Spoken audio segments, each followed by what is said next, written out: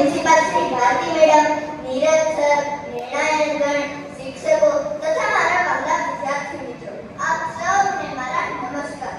આજનો મારો વિષય છે પુસ્તકો આપણા સાચા મિત્રો. જિંદગીમાં જ્ઞાન પ્રગટાવે એ પુસ્તક, સાથે જીવનને મહેકાવે એ પુસ્તક. જ્ઞાન પુસ્તકનો ઉતારો જિંદગીમાં જીવવાની યાદ જન્માવે છે પુસ્તક. જ્ઞાનની પાંખોથી ઉડવાનું શીખવે છે પુસ્તક. એટલે જ તો આપણો સાચો મિત્ર છે પુસ્તક.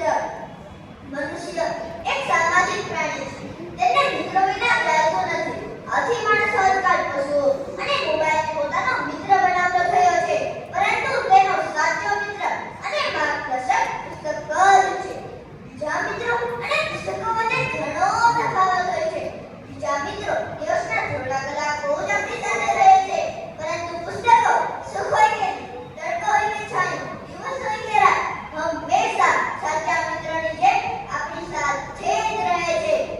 દુનિયામાં કોઈ પણ સંબંધ કદાચ ખોટો સાબિત થઈ શકે છે, પરંતુ પુસ્તકો સાથેની મિત્રતાનો સંબંધ ક્યારેય ખોટો સાબિત થઈ શકતો નથી. બીજા મિત્રોની સારી કે જીવને પણ ખરા, પરંતુ પુસ્તકોને કદી અવગણતા જોયા કે સાંભળ્યા છે?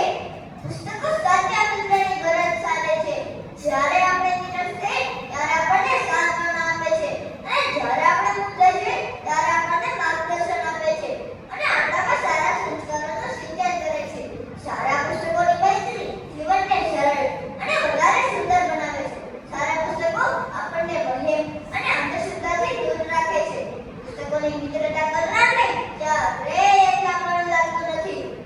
પુસ્તકો આપણી સામે જ્ઞાનનો અમૂલ્ય ખજાનો ખુલ્લો મૂકી દે છે, જેમાં મોટા મોટી સંભાવના છે. આ એવો ખજાનો